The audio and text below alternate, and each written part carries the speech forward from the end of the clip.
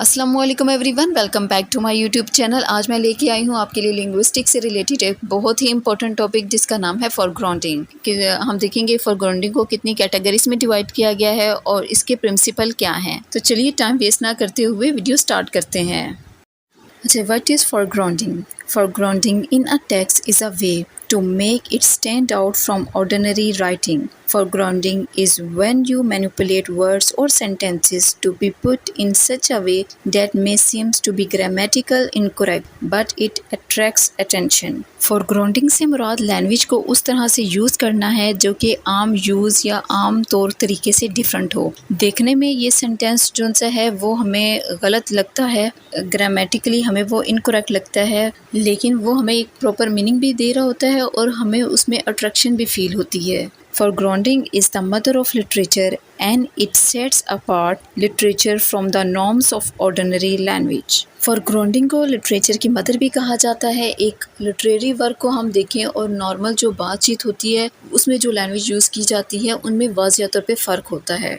In literary studies and stylistic, foregrounding is a linguistic strategy of calling attention of certain language feature in order to shift the reader's attention from what is said and how is said. आप कह सकते हैं कि foregrounding एक ऐसी technique है जो कि रीडर्स के अटेंशन को अट्रैक्ट करती है कि रीडर ने क्या बोला हुआ है और किस तरह से बोला है।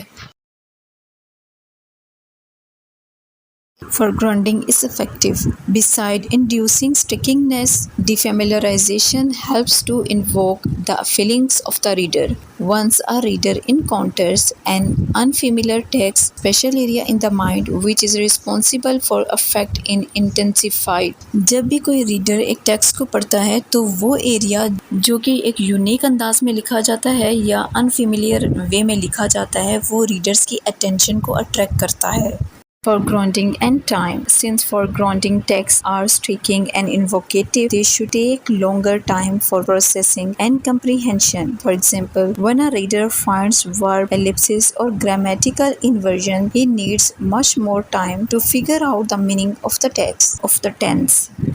जब भी इस तरह के लिटरेरी टेक्स्ट को पढ़ा जाता है जिसके अंदर हम आम रूटीन से हट के कोई चीज़ यूज़ करते हैं, चाहे वो सब्जेक्ट वर्ब एग्रीमेंट चेंज हो या फिर ग्रामेटिकल वे में वो डिफरेंट तरीके से बयान किया गया हो, ऐसी सूरत में उसको अंडरस्टैंड करने के लिए, उस सेंटेंस को अंडरस्टैंड करने के लिए, उसका मीनिंग अखज़ करने के लिए थोड़ा सा टाइम लगता है। मे बी एक चीज़ जो सिंपल वे में लिखी हुई है वो बहुत आसानी के साथ समझ आ जाए, लेकिन एक ऐसी चीज़ जो कि लिटरेरी पीस ऑफ वर्क है और उसमें फोरग्राउंडिंग के रूल्स एंड रेगुलेशन यूज़ किए गए हैं, उस पैराग्राफ को, उस सेंटेंस को अंडरस्टैंड करने के लिए थोड़ा सा टाइम दरकार होता है।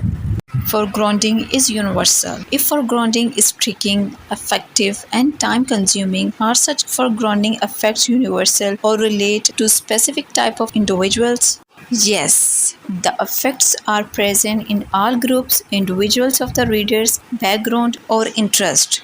Thus, readers with general linguistic skills and background will find foregrounding text striking, effective and challenging. However, none can deny such effect will be higher with people of the higher literary background. Foregrounding जब text में use की जाती है तो वो text को attractive भी बनाती है और टाइम कंज्यूमिंग बनाती है, क्योंकि ये आम लैंग्वेज से ज़रा सी हट के लैंग्वेज यूज़ की जाती है तो इसको समझने के लिए थोड़ा सा टाइम हमें लगता है और ये हर इंसान के ऊपर इफ़ेक्ट डालती है जो कि जनरल लिंग्विस्टिक स्किल्स रखता है, उनको अट्रैक्ट करती है। हाँ, लेकिन इस बात का इनकार नहीं किया जा सकता कि वो लोग जो कि लिटरेचर में अच्छी कमांड रखते हैं, हायर एजुकेटेड होते हैं, हाईली एजुकेटेड होते हैं, उन लोगों को इस तरह के पैराग्राफ जिनमें फोरग्राउंडिंग यूज़ की जाती है वो ज़्यादा अट्रैक्ट करते हैं और वो उसको ज़्यादा अच्छे से क्लियर कर पाते हैं, समझ पाते हैं।